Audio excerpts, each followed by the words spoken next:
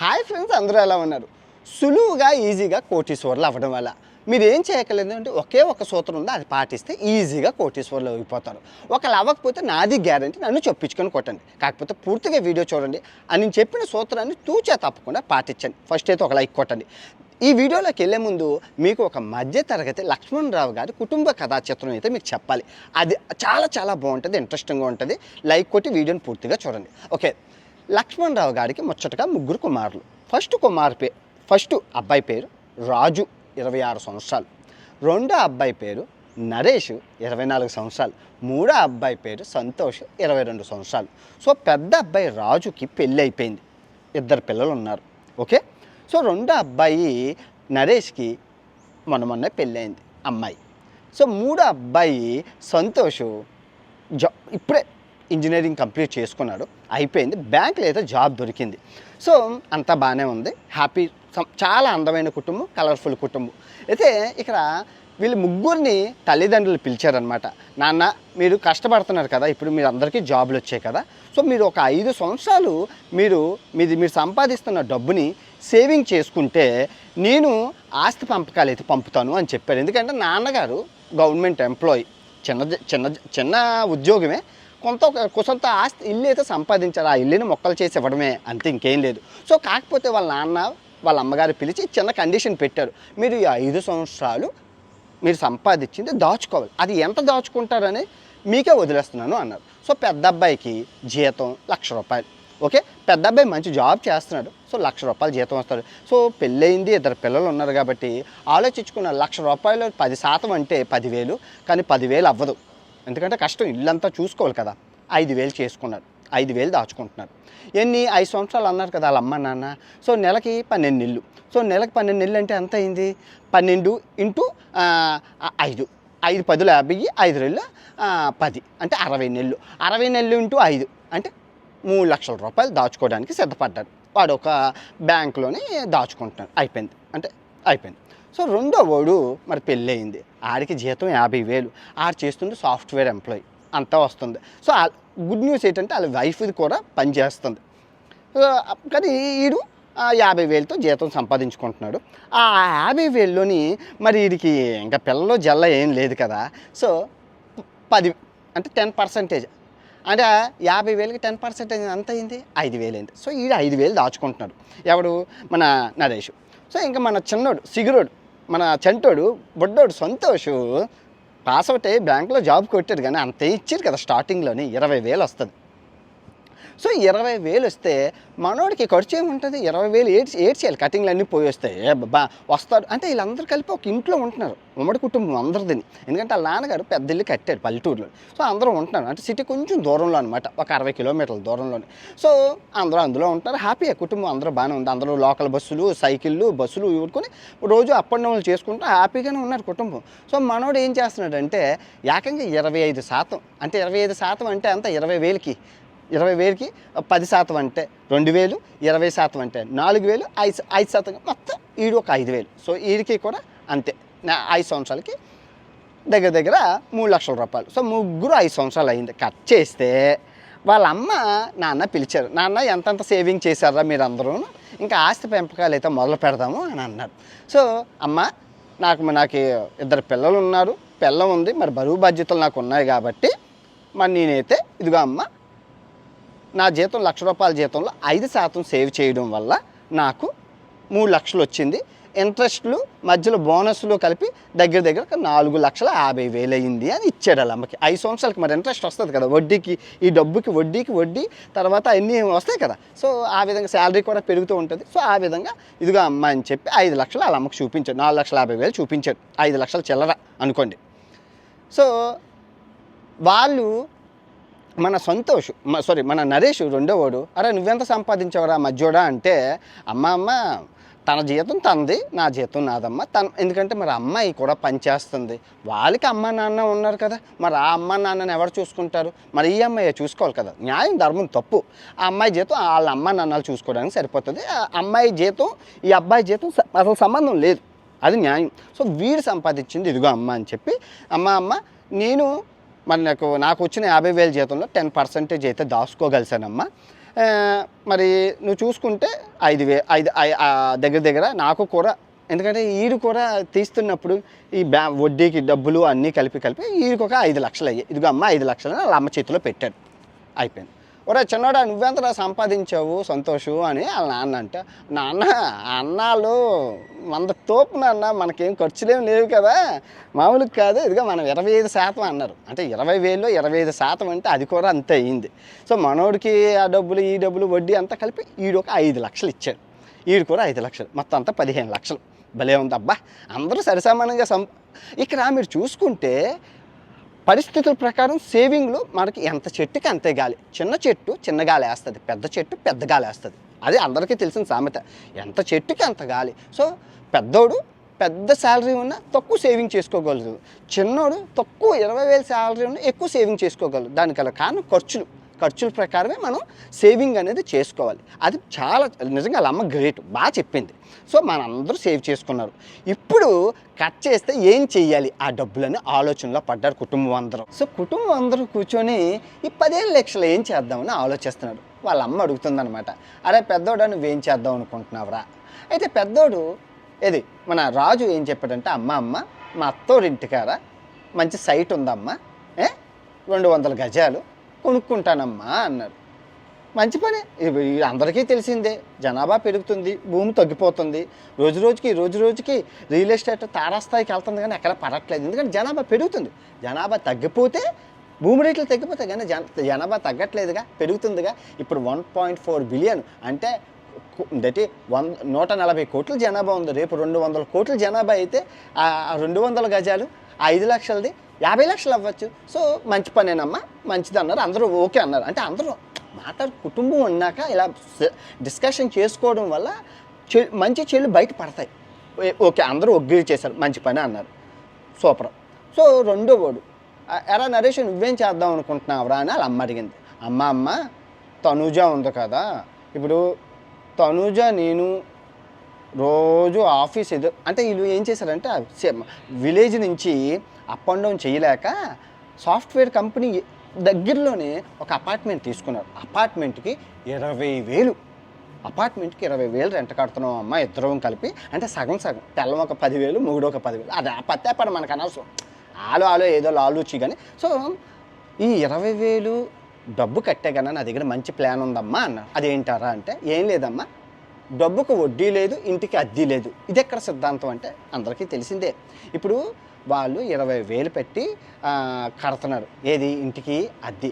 అదే ఈ 5 లక్షలు పెట్టి ఆ అపార్ట్మెంట్, కొత్త అపార్ట్మెంట్లు కట్టారు అలా ఆఫీస్ ఎదురుగాన. కొత్త అపార్ట్మెంట్కి ఆ డబ్బులు ఇచ్చారు అనుకోండి, 5 లక్షలు టోకెన్ అమౌంట్, నెలకి 15,000 కడితే చాలు. నెలకు 15,000 కడితే చాలమ్మా, ఇంకా నాకు 5,000 సేవ్ అవుతాయి, దానికి తోడు ఇంకా పెట్రోల్ ఛార్జీలు మిగులుతాయి, ఎందుకంటే ఆఫీస్ ఎదురుగానే కదా అని చెప్పి అన్నారు. ఇదేదో బాగుంది. ఒకవేళ మనం ఎప్పుడైనా వాళ్ళ అమ్మ అడిగింది, ఒరే మరి ఇంకేజు కంపెనీ మారిపోవచ్చు, నువ్వు అప్పుడు ఏం చేస్తావురా అంది. ఏముందమ్మా, ఈ ఇల్లుని ఇంకోరికి ఇచ్చేస్తాము, రెంట్కి ఇచ్చేస్తాం, అప్పుడు మరి వడ్డీ డబ్బులు మనకు వస్తాయి కదమ్మా. ఏదే మనకి ఎండ్ ఆఫ్ ద డే ఒక 10 సంవత్సరాలు 20 సంవత్సరాల తర్వాత మన చేతిలో డబ్బు ఉంటుంది, మన చేతిలో అపార్ట్మెంట్ ఉంటుంది కదమ్మా అన్నారు. భలే ఉందిరా, ఇంటికి వడ్డీ లేదు, డబ్బుకి వడ్డీ లేదు, ఇంటికి అద్దీ లేదు, సూపర్ రా అన్నారు. అందరూ ఓకే అన్నారు. ఎందుకంటే 5,000 మిగులుతున్నాయి. ఎండ్ ఆఫ్ ద డే చూసుకుంటే మన డబ్బు ఉంటుంది, మనకి ఒక ప్రాపర్టీ ఉంటుంది, మంచి ఐడియారా అని అందరూ ఓకే చేశారు. ఓకే, మన చిన్నోడు, ఒరే సంతోష్ నువ్వే చేస్తున్నావురా నీ 5 లక్షలతోనే అని చెప్పి వాళ్ళ నాన్న అడిగారు. వాళ్ళ నాన్నకి చిన్నోడు అంటే చాలా సరదా. అయితే ఏముంది, ఏంటన్నా నేను బ్యాంక్ ఎంప్లాయీని, నాకు షేర్ మార్కెట్ మీద ఈ 5 సంవత్సరాల్లో మంచి గ్రిప్ వచ్చింది నాన్న, మంచిగా నేర్చుకున్నానంటే. నేర్చుకున్నావా అంటే, నేర్చుకున్నానన్నా, ఈ 5 సంవత్సరాలు నేర్చుకున్నాను, ఈ 5 సంవత్సరాలు దగ్గర ఒక నేను 2 లక్షలు సంపాదించాను అంటే చిన్న చితక సైడ్ జాబులు చేస్తారు కదా. ఇక్కడ నేను సేవింగ్ మాత్రమే చెప్పాను. పెద్దోడు ఇప్పుడు పెద్దోడికి ఆ ₹1,00,000 జీతం కాస్త 3 లక్షలు అయిపోయింది, చిన్నోడిది 50,000 జీతం కాస్త 2 లక్షలు అయిపోయింది. అందరివి పెరిగిపోయాయి, మధ్యోడిది అందరివి పెరిగిపోయాయి. అంటే నేను సేవింగ్ విషయం చెప్తున్నాను. సో వీళ్ళందరూ ఇంకా కాకపోతే వాళ్ళ అమ్మ చెప్పినట్లు వీళ్ళు చేసిన వల్ల ఆ డబ్బుని ఏం చేయాలో ఆలోచించుకుంటున్నారు. మీకు అర్థమవుతుందా? సో చిన్నోడు ఏం చేయాలి, నేను షేర్ మార్కెట్లో ఇన్వెస్ట్ చేద్దాం అనుకుంటున్నాను నాన్న, నాకు బాగా చేస్తున్నాను అన్నారు. ఓకేరా నాన్న, అయితే నీ పనులు మీరు చేయండి అన్న. ఎందుకంటే షేర్ మార్కెట్ మీ అందరికీ తెలుసు. అంతా బాగుందిరా, సూపర్, అందరూ కథ సమాప్తం. ఇక్కడ మీకేం అర్థమైంది? ఈ కథ సారాంశం ఏంటి? అందరూ కట్ చేస్తే ఎంత ఒక 5 సంవత్సరాల తర్వాత అందరికీ ఆస్తులు ఉన్నట్లేనా? కోటీశ్వర్లు అయ్యారా? ఇంకా ఇక్కడ మీరు ఏం చెప్తున్నామంటే కథ సారాంశం ఏంటంటే మీరు సంపాదించిన సంపాదనలో ఎంతో కొంత ప్రతి నెల దాచుకోవాలబ్బా, దాచుకోవాలి. ఎవరిని చేయి చాపక్కలేదు. ఇప్పుడు ఫర్ ఎగ్జాంపుల్ నా విషయానికి వస్తాను. ఇది చాలా చాలా బాగుంటుంది. నా కథ ఇంక మామూలుగా ఉండదు. నేను మీ అందరికీ తెలుసు డబ్బులు సంపాదిస్తున్నాను. నెలకు 30 లక్షలు వచ్చేవి యూట్యూబ్లో. నెలకు 30 లక్షలు వస్తుంటే నేను లెక్క బొక్క చూసుకోకుండా, సేవింగ్ చేసుకోకుండా, అడిగినోడికి అడిగినంత, ఇచ్చినోడికి ఇచ్చినంత ఇంకా దాన ధర్మాలు అయితే మామూలుగా లేవు. దేవుడికి నన్ను చూస్తున్నాను, నేను అందరినీ చూస్తాను, దేవుడు నన్ను చూస్తాను, నేను అందరినీ చూస్తాను. డబ్బులు ఇచ్చేయడం మొదలుపెట్టాను బాగాన. నాకు సేవింగ్ అకౌంట్స్లోని డబ్బులు ఏం కనబడట్లేదు. నాకు భయం వేసింది. యాప్ ఓన్లీలో డబ్బులు వస్తున్నాయి కదా అని చెప్పి నేను చూసుకోలేదు. గో విత్ ఫ్లో వెళ్ళిపోతున్నాను. సో మొన్న యూరోప్ యాత్రలో 40 లక్షల నష్టం వచ్చేసరికి ఒకసారి చెక్ చేసుకున్నాను అకౌంట్ బ్యాలెన్స్. ఎంత తక్కువ ఉంది, ఎట్లా ఇంత డబ్బులు సంపాదిస్తున్నాయి, ఏమవుతున్నాయిరా అని అనుకున్నాను. అప్పుడు నిజంగా చూడండి, ప్రపంచ ప్రధాన కుబేరుడు వారన్ బఫెట్ ఏం చెప్పాడు తెలుసా? డబ్బు సంపాదించాలి అంటే పని చేయడం ఆపాలి అన్నారు. ఇది ఎక్కడ సిద్ధాంతం అంటే అది నా విషయంలో వర్కౌట్ అయింది. అది పక్కన పెట్టండి. రెండో ధనవంతుడు ఏం చెప్పాడు అంటే కోటీశ్వర్లు అవ్వడం ఈజీయే, కానీ కోటీశ్వర్లుగా నిలబెట్టడం అంటే కలకాలం కోటీశ్వర్లుగా ఉండడం చాలా కష్టం అని అన్నాడు. నీ అమ్మ ఈ సిద్ధాంతాలు నాకు ఎందుకో కొంచెం లైట్ ఎలిగింది. ఈ సిద్ధాంతాల్లో అంత పెద్దోళ్ళు అన్నారంటే ఏదో అర్థం ఉంటుంది. మన పరిస్థితి ఏంటంటే 40 లక్షల నష్టం వచ్చాక ఆలోచించాను. ఫ్రెండ్స్ అడుగుతున్నారు, ఏమరా నీ దగ్గర ఉన్నాయి కదా, నెలకు 30 లక్షలు సంపాదిస్తున్నావు కదరా, జబర్దస్తే చేస్తున్నారు. ఫ్రెండ్స్ కాదనిలేం ఇస్తున్నాం. చుట్టాలు ఫోన్ చేస్తున్నారు, అర్జెంటుగా 5 లక్షలు ఇయ్యి, నీకు మళ్ళీ ఇచ్చేస్తాను అంటున్నాను. చుట్టాలు కదా, ఇవ్వకపోతే బంధం పోతుంది. 5 లక్షలే కదా ఇస్తున్నాను. 3 నెలలు అంటుండే, 4 నెలలు అంటుండే, 5 నెలలు ఇవ్వట్లేదు. అడిగితే ఫోన్ కట్ చేసేస్తున్నాడు. వాళ్ళు ఏంటంటే వడ్డీ పైన తీసుకుంటే బ్యాంకులో వడ్డీ పడుతుంది. ఎందుకు అన్వేష్ గారు ఉన్నాడు, వాడి దగ్గర డబ్బులు ఉంటాయి, ఆడు ఏం చేసుకుంటాడు, ట్రావెలింగ్కే కదా అని అడిగేస్తున్నాడు అందరూ. ఇంకా నేను చూశాను. అప్పుడు 6 నెలల నుంచి సేవింగ్ చేయడం మొదలుపెట్టాను. ఎలాగనుకున్నారు? కర్ర ఎరగకూడదు, పాము చావకూడదు. డబ్బులు ఉన్నాయంటే ఉన్నాయి, ఎక్కడ ఉన్నాయంటే అక్కడ ఉన్నాయి, చూపించు అంటే ఇదిగో. బ్యాంక్ బ్యాలెన్స్ ఎంత ఉంది? 79,000. అంటే ఇప్పుడు నీ వీడియో కోసం నీ డబ్బులని విత్డ్రా చేసావంటే కాదు, మీరు బ్యాంక్ స్టేట్మెంట్ చూసుకోండి. ఇదిగో 4 డిసెంబర్ 160 రూపాయలు ఖర్చు పెట్టాను. తర్వాత 4 డిసెంబర్ నేను ఎయిర్బిఎన్బికి 56,000 ఖర్చు పెట్టాను. రూమ్కి జియో రీఛార్జ్ 500. తర్వాత యాపిల్ సర్వీస్ 5,000. డిసెంబర్ 13 1000. నిన్న 14 డిసెంబర్ 1,500. చూసారా? ఈరోజు 16 సోమవారం. చూసారా? స్టేట్మెంట్ చూసారా? మీకు అర్థమైందా? నేను ఇప్పుడు చెప్పేది చాలా ఇంపార్టెంట్. నాకు తెలిసి ఈ విషయం మీకు ఎవరో చెప్పండ్రు, నా ఎక్స్పీరియన్స్తో చెప్తున్నాను. 20 లక్షలు పోయాక చెప్తున్నాను. 20 లక్షల దాకా పైన ఉన్నాయి డబ్బులు. ఎవరు ఇవ్వట్లేదు. రావు అవి, నాకు తెలుసు రావు. ఎందుకంటే ఏం చేస్తాం, ఫోన్ చేస్తే కట్ చేసేస్తున్నారు, అసలు మాట్లాడట్లేదు, రావు. నాకు అర్థమైంది. సో ఈ సూత్రం 20 లక్షల విలువ గుర్తుపెట్టుకొని నోట్ చేసుకొని. నన్ను మా ఫ్రెండ్ అడిగాడు, జస్ట్ 3 డేస్ అవుతుంది. అరే నాకు అర్జెంటుగానా 1 లక్షలు కావాలరా అన్నాడు. ఎవరంటే చాలా అర్జెంట్ రా, మళ్ళీ ఇచ్చేస్తుండ్రా అన్నాడు. చెప్పాను, ఒరే నా బ్యాంక్ సేమ్ మీకు చెప్పింది, ఇదిగోరా 80,000 ఉందో చూసుకోరా అని అకౌంట్ స్టేట్మెంట్ పంపించాను. అమ్మటే ట్రావెలింగ్కి ఉండాలి కదరా, ఇప్పుడు నాకు 80,000 ఇప్పుడు నీకు ఇచ్చేస్తే ఎలారా, మరి ఇంక నా దగ్గర లేవు అన్నాను. ఏం చేశారో డబ్బులు అంతా అని అడిగాడు. చూడండి అడుగుతుంది, కలికాలం ఏం చేశారంటే ఒరే షేర్ మార్కెట్లో పెట్టేశాను రా, డబ్బులు ఏం లేవు, షేర్ మార్కెట్ చూస్తే డౌన్లో ఉండదు, ఇప్పుడు అప్పుడే అమ్మను 5 సంవత్సరాల తర్వాత అమ్ముకుంటాను అన్నాడు. అయితే ఒక పని చేయరా, షేరు ప్రైస్ ఉంది కదా, చూడండి తెలివి చూడండి, వీడియో చూస్తాడు, ఆడికి అర్థం అవుతుంది. తెలివి చూడండి ఏమంటున్నాడంటే, ఒరే ఏదైతే పెరిగిన షేర్ ఉందో ఆ షేర్ అమ్మేసి నాకు ఇచ్చి ఆ డబ్బులు ఇచ్చేసాక 2 నెలల తర్వాత షేర్ పెరిగితే ఓకే, పెరగకపోతే కన్నా పెరిగిన రేటు ఇచ్చేస్తాను రా అన్నాడు. అప్ప శుద్ధపోసా నాకు చెప్తుండే. అంటే అప్పు కోసం చూడండి ఎన్ని మోసాలు చేస్తారో, అర్థమవుతుందని నేను అన్నాను. ఒరే ఇంత ఎందుకు, ఇప్పుడు 1 లక్ష రూపాయలు అడుగుతుండు, ఆ నాకు స్నేహితుడు, పోనీలే ఏముంది అని చెప్పి నేను ఏమన్నానంటే, ఒరే ఒక పని చెయ్యు, రూపాయి వడ్డీ ఎవరిస్తారు వాడి దగ్గర తీసుకో, వడ్డీ డబ్బులు నేను కడతాను అన్నాను. నీకు కావాల్సింది నెలే కదా, నీకు కావాల్సింది నెలలో ఇచ్చేస్తాను అన్నావు కదా, వాడే చెప్పాడు కదా నెలని. కర్ర ఎరగకూడదు, పాము చావకూడదు, 1000 రూపాయలు గూగుల్ పే చేశాను, రూపాయి వడ్డీ ఎవరి దగ్గర తీసుకో అన్నాను. లక్షకి రూపాయి వడ్డీ ఎవడెవడు ఎత్తాడు, తీసుకోను, అయిపోయి. మామూలుగా ఉంటుంది ప్రపంచం ఒకటి ఉంటే బుర్రకి బొప్పు కట్టాకనే జ్ఞానోదయం అవుతుంది. నాకు బుర్రకి 20 లక్షలు ఎక్కడొక బొప్పు ఎక్కడొక బొక్క ఎక్కడ బొక్క మొత్తం 8 బొక్కలు పడ్డాయి. 8 బొక్కలు పడ్డాక డబ్బు మీద నాకు నియంత్రణ కలిగింది, డబ్బు మీద గ్రిప్ వచ్చింది, మీకు చెప్పగలుగుతున్నాను. నేను అందుకే ఏది పడితే అది వాగను. ఇప్పుడు ఈ వీడియో చేయాలంటే పుష్ప సినిమా మీద ఆ మోహన్ బాబు ఏవో మంచి ఫ్యామిలీ ఏవో వస్తున్నాయి, అవన్నిటి మీద నాకు తెలియదు, నేనేం మాట్లాడలేను. అందరూ మాట్లాడన్నా అంటుండ్రు అల్లు అర్జున్ గారి మీద, మనకు ఎందుకు, నాకు తెలియని విషయం నేనేం మాట్లాడుతాను. ఈ ఈ వీడియోకి దీని గురించి అయితే నేను అనర్గళంగా మాట్లాడగలను, ఎందుకంటే 6 నెలల నుంచి నేను ప్రాక్టీస్ చేసి 20 లక్షలు పోయింది. మరి మొత్తం చూసారా. ఇప్పుడు రేపు ఎప్పుడైనా మీ ఫ్రెండ్ వచ్చి డబ్బులు అడిగారు అనుకోండి, సార్ మరి మా అకౌంట్లో బ్యాలెన్స్ ఉంటుంది కదా, ఇదే చేస్తున్న తప్పు.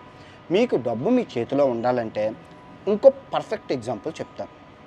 నేను ఇప్పుడు ప్రజెంట్ వేరే దేశంలో ఉన్నాను, అమెరికా నుంచి వచ్చాను ఇక్కడికి. యాక్చువల్గా నేనేమనుకున్నానంటే ఐఫోన్ ఇది ఉంది కదా, ఇది 16 కొనుక్కోవాలి. ఎందుకు అంటే అమెరికాలో తక్కువ రేటు. తర్వాత షూ కొనుక్కోవాలి, ఎందుకంటే అమెరికాలో తక్కువ రేటు. బట్టలు కొనుక్కోవాలి, అమెరికాలో తక్కువ రేటు. ఇంకా ఇయర్ ఫోన్స్ బోల్డ్ కొనుక్కోవాలి, దగ్గర 5 లక్షల రూపాయల షాపింగ్ అయితే ఉంది. అది నా ప్లాన్. నేను ఎప్పుడు 3 నెలల నుంచి ప్లాన్ వేసుకున్నాను, ఏటేటి కొనుక్కోవాలో లిస్ట్ కూడా రాసుకున్నాను. అవి అవసరమా అంటే అవసరం లేదు, లేకుండా బతకాలంటే బతకగలను. ల్యాప్టాప్ కూడా కొనుక్కోవాలి, అన్నీ 5 లక్షల బడ్జెట్. సో మరి బ్యాంక్ బ్యాలెన్స్ 80,000 ఉంది, 80,000తో నేను ఏమైనా కొనుక్కోగలనా? అవుతారా చెప్పండి? చేతిలో డబ్బు ఉంటే కొనిద్దును. ఎప్పుడులాగా నేను ఈ డబ్బులన్నీ ఇన్వెస్ట్ దాచుకోపోయి ఉంటే కొనిద్దును, వెళ్ళి 5 లక్షలు పెట్టి కొనిద్దును. అవన్నీ వేస్ట్ అవుతుంది కదా. ఈ ల్యాప్టాప్లు ఇవన్నీ అంటే అవసరం అంటే అవసరమే, అవసరం కాదంటే అవసరం కాదు. అది ఇప్పుడు నా లేకుండా ఏమి ఐఫోన్ 15 ఐఫోన్ 13 ఇంకోటి అంటే డబ్బు చేతిలో ఉంటే అలా పిచ్చాలను చూస్తాయి. అదే డబ్బు చేతిలో లేకపోతే ఏ ఆలోచనలు రేవు, కడుగొడ్డు వేసుకొని తొంగుంటాం. ఇప్పుడు 80,000 ఉంది, ఆ 80,000 వచ్చి మళ్ళీ నెల జీతం వచ్చినంత వరకు అలా ఉండాలి, యూట్యూబ్ డబ్బులు వచ్చినంత వరకు. ఎందుకంటే క్రెడిట్ కార్డు ఉంది, నెలకు 5 లక్షలు క్రెడిట్ కార్డు వాడుతాను, 5 లక్షలు అప్పు తీర్చేస్తాను. సూపర్ కదా ఐడియా. అలాగే మామూలుగా ఇదిగో మీరు అర్థం చేసుకోవాలి, నేను ఎంత నష్టపోయాక మీకు నేను చెప్తున్నాను, ఊరికి నేను చెప్పట్లేదు. Information is wealth. నేను చెప్పింది రాసుకొని ఉంచుకోండి, అందరికీ పడితేస్తుంది ఇది. చూసారా, పెద్దల మాట చెద్దన్నం మూట అని ఊరికి అనలేదు. పెద్దలు ఏం చెప్పినా మన మంచి గురించి. ప్రపంచ కుబేరుడు, ప్రపంచంలోనే అత్యధిక ధనవంతుడు ముసలాయన చెప్పాడు. ఏమని చెప్పాడు? డబ్బు సంపాదించాలంటే పని చేయడం ఆపాలన్నాడు. నాకు అర్థం అవ్వలేదు, పని చేసిపోతే డబ్బులు ఎలాగొస్తాయి అని. సో ఆ 30 లక్షలు మీరు నమ్మరు, 30 లక్షలు నెలకు వస్తుంటే నాకు అర్థం అవుతుంది, డబ్బులు వచ్చినట్లు పోతుంది. సో అలా కాదని చెప్పి నింపాదిగా ఒక నెల రోజులు ఏం పని చేయలేదు నేను. అప్పుడు లాస్ట్ ఇయర్ జనవరికి ఏం పని చేయకుండా కూర్చొని నింపాదిగా ఆలోచిస్తే అర్థమైంది నేను ఏం చేస్తున్నాను. ఈ సంవత్సరంలో కోటీశ్వరుని అయ్యానా, బ్యాంక్ బ్యాలెన్స్ 1 కోటి రూపాయలతో ఉన్నానంటే అరే 1 కోటి రూపాయలకి ఎందుకు అలాగ అయిపోతున్నాను. నిజాయితీగా కష్టపడడం అంత ఈజీ కాదబ్బా. నేను ప్రమోషన్లే చేసుంటే 4 సంవత్సరాల క్రితం ఎప్పుడూ అయిపోదును, అది పక్కన పెట్టండి. సో ఇప్పుడు మీకు అర్థమైంది కదా. సో ఇక నేనేం చెప్తానంటే, డబ్బు మీరు ఎప్పుడు అప్పు తీసుకోకూడదు. అప్పు తీసుకుంటే వడ్డీలు కట్టలు. మీ సేవింగ్ అంటూ మీ దగ్గర ఉందంటే ఆ డబ్బే వాడుకుంటారు. నేను అప్పు ఎక్కడా తీసుకోలేదు కదా, మళ్ళీ ఎక్కడ చిట్టీలు కట్టలేదు. చిట్టీలు మోసం, దగా, కుట్ర, అందరూ మోసం చేసేస్తారు. మెయిన్ చాలా చాలా చాలా చాలా ఇంపార్టెంట్ ప్రతి ఒక్కరి జీవితంలో. నేను ఎవరితోని కంపారిజేషన్ పోల్చుకోలేదు. వాడు కారు ఉంది, మా ఫ్రెండ్స్ యూట్యూబర్లో కార్లు ఉన్నాయి, పెద్ద కార్లు ఉన్నాయి. నేను నా దగ్గర టీవీఎస్ ఎక్స్ఎల్ ఉందిగా, నేను పోల్చుకోలేదు. నాకన్నా చిన్న యూట్యూబర్లు ప్రమోషన్లు చేసి కార్లు కొన్నారు, పెద్ద ఇల్లులు కొన్నారు, భవంతులు కొన్నారు. నేను ఏ రోజు పోల్చుకోలేదు, కంపారిజేషన్ చేసుకోలేదు. చేసుకొని ఉంటే అప్పో సొప్పో చేసి అవన్నీ కొని ఉంటే ఈ పాటికి అప్పుల పాలు అయిపోదు. నేను ఏ రోజు అది మెయిన్. మీరు పొరపాటున వేరే వాళ్ళతో కంపారిజేషన్ చేసుకొని అప్పుల పాలు అయిపోయిన వాళ్ళు నేను ఎన్ని మందిని చూశాను. ఆడుకుంది మాకు లేదు, మా పరువు పోతుంది. ఆడు కొనుక్కున్నారు, మా కొనుక్కోలేదు, మా పరువు పోతుంది. మీ పరువు పోతుంది అంటే మీరు బతుకుతున్నది ఎవరి కోసం? సమాజం కోసమా, మీకోసమా? నేను బతుకుతుందో నా కోసం కాబట్టి నేను ఎవరితోని కంపారిజేషన్ చేసుకోలేదు. నేను డబ్బు విషయంలో ఇంత గట్టిగా ఎందుకు నొక్కు ఒక్కాడిస్తున్నానంటే, ధనం మూలం మితం జగత్, అది నేను ప్రూవ్ చేశాను. డబ్బే సర్వస్వం. మీకు ఎగ్జాంపుల్ చెప్తే, నేను ఎన్ని సాహసాలు చేశాను. అమెజాన్ అడవులు తిరిగాను, కిలిమంజారో కొండ ఎక్కాను, ఎన్ని చేసినా నన్ను ఏ మీడియాను గుర్తించిందా? ఎంత బాధపడ్డా నన్ను ఎవరు గుర్తించట్లేదని చెప్పానా, ఒక వీడియో చేశాను.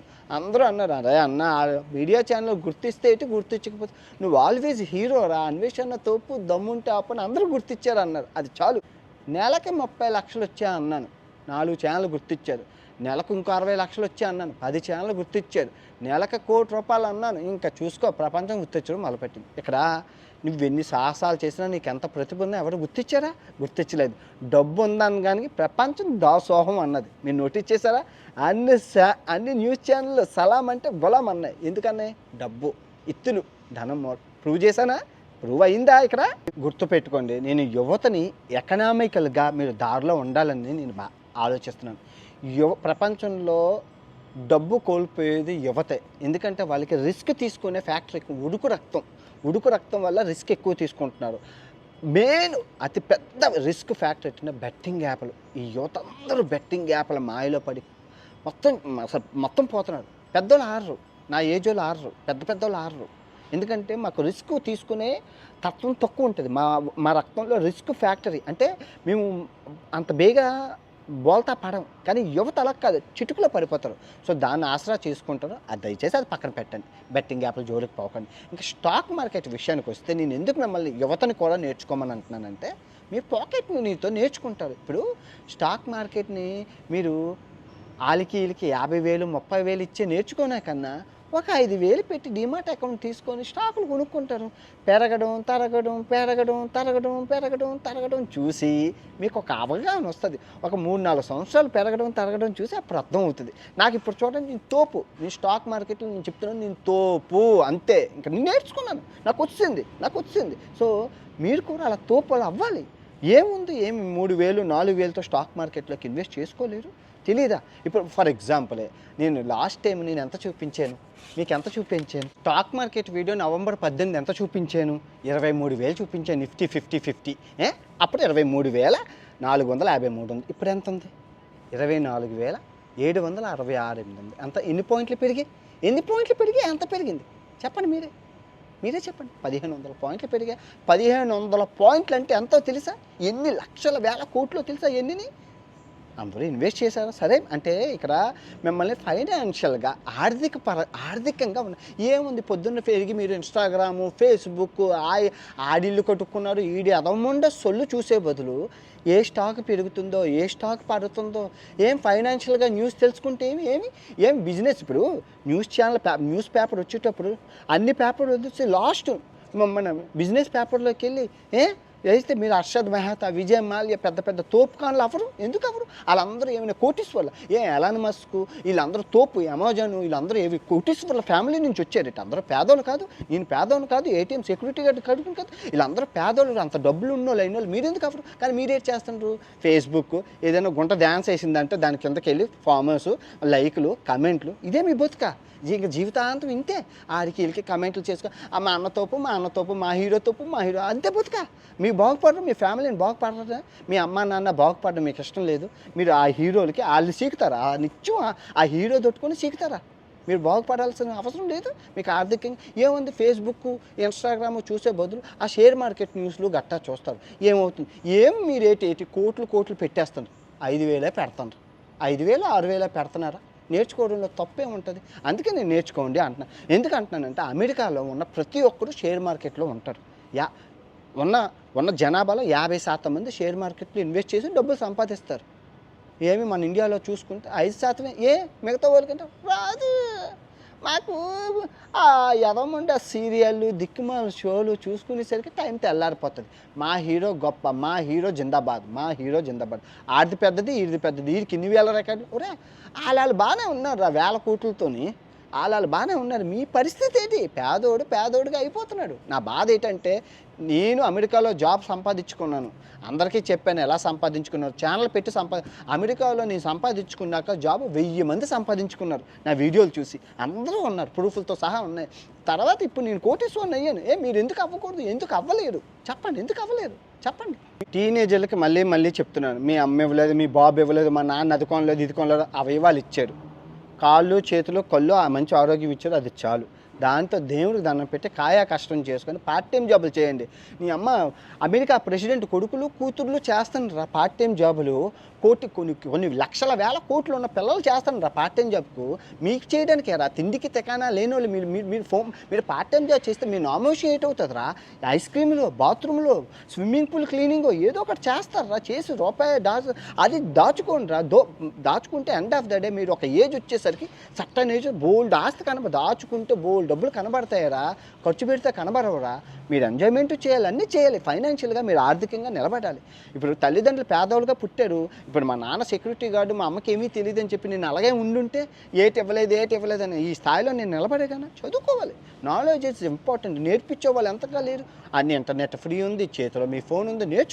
నేర్చుకొని ఇంప్లిమెంట్ చేయండి. ఈజీగా అన్నీ వస్తాయి.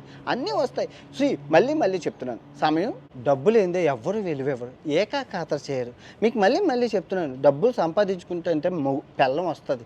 ఇదిగో నీ దగ్గర డబ్బు లేదనుకో, నీకు పెళ్ళి అవ్వదు. గుర్తుపెట్టి నువ్వు ఎప్పుడు నీది ఇంకా అలాగో ఏలాడేసుకొని ఉండడమే లింగబాబాలాగా. పెళ్ళి అవ్వదు. 40-50 సంవత్సరాలు వచ్చినా డబ్బు ఉండాలి. డబ్బు ఉంటేనే నువ్వు ఎంత అందంగా ఉండు, నీకెంత మజిలు బాడీ ఉన్నా అమ్మాయి నిన్ను వాడుకొని వదిలేస్తుంది. ఎండ్ ఆఫ్ ద డే డబ్బులు ఎవరి దగ్గర ఉన్నాయో, ఆస్తి ఎవరి దగ్గర ఉందో, ఐశ్వర్యం ఎవరి దగ్గర ఉందో వెళ్తుంది. సత్యం రా, నగ్న సత్యం. మరి ఇప్పుడు రేపు నీ దగ్గర డబ్బులు లేకుండా నువ్వు నీ మజిల్స్ను నీ అందంతో ఆ పిల్లకి కడుపు నింపుతావా? డబ్బుతోనే కదా నింపుతావు. వాళ్ళేం తప్పు కదా, వాళ్ళు రైటు, అమ్మాయిలే రైటు. ఇక నువ్వు సంపాదించి పెట్టాలి. అది మగోడిగా నీ బాధ్యత. నువ్వు సంపాదించుకోకుండా వత్తదులే అంటే ఇంకా నీ భూమి వచ్చే నువ్వు అడుక్కుని తిన్నావు. ఎండ్ ఆఫ్ ద డే మీకు అర్థమై ఉందో ఉంటుంది. మీకేమర్థమైంది? పొదుపు అనేది ఇంపార్టెంట్. ప్రతి ఒక్కరూ చేయాలి. పేదవాడు చేయాలి, మధ్యతరగతి వాడు చేయాలి, డబ్బున్నోడు చేయాలి. ఎందుకంటే డబ్బు పొదుపుతోనే అన్నీ అవుతుంది. నేనే పర్ఫెక్ట్ ఎగ్జాంపుల్. 5 లక్షల సామాన్లు కొనాల్సింది 80,000 ఉన్నాను, రూపాయి కొనాలి. 5 లక్షలు సేవ్ అయినట్లేనా? ఒకవేళ నేను సేవ్ చేసుకోకపోయి ఉంటే ఏమవుదును? iPhone 15, iPhone 16 వద్దును, కొత్త షూస్ వద్దును, కొత్త ల్యాప్టాప్ వద్దును, కొత్త బ్యాగ్ వద్దును, ఇంకా బోల్డ్ సామాన్లు, ఇయర్ ఫోన్స్ ఎన్నో వద్దును. అవన్నీ నా దగ్గర ఉన్నాయి, అయినా కొత్త కొనాల్సి వద్దు. ఎందుకంటే అకౌంట్లో డబ్బులు కనబడుతున్నాయి. ఆ డబ్బు కనబడకపోయేసరికి సేవ్ చేసుకోగలిసానా? మీ దగ్గర మీ చేతిలో డబ్బు ఉండకూడదు, మాయమైపోవాలి. తినడానికి మాయమైపోతే నువ్వు ఏ దోబడా ఖర్చులు పెట్టవు. గుర్తుపెట్టుకో. అవసరం అంటే నీ సేవింగ్స్లో ఉండాలి. Saving is important. పొదుపు ఇంపార్టెంట్. గుర్తుపెట్టుకోండి. ఇది ఒకే ఒక సూత్రం చెప్తాను. ఆ సూత్రం ఇది, పొదుపు. మీరు సేవ్ చేసుకోండి. కొన్ని సంవత్సరాల తర్వాత చూసుకోండి. కోటీశ్వర్లు అవ్వకపోతే నన్ను అడగండి. నేను అయ్యాను, మీరు కావాలి. ఆర్థికంగా యువత నిలబడాలి. ఈ బెట్టింగ్ జోలికి పోకూడదు. ఓకే. సర్వే జన సుఖనో భవంతు. లక్ష్మీదేవి అందరికీ రావాలి, అందరూ బాగుండాలి, అందులో నేను ఉండాలి. ఓకే. మళ్ళీ మంచి వీడియోతో మీ ముందుకు వస్తాను. ఓకే. బాయ్.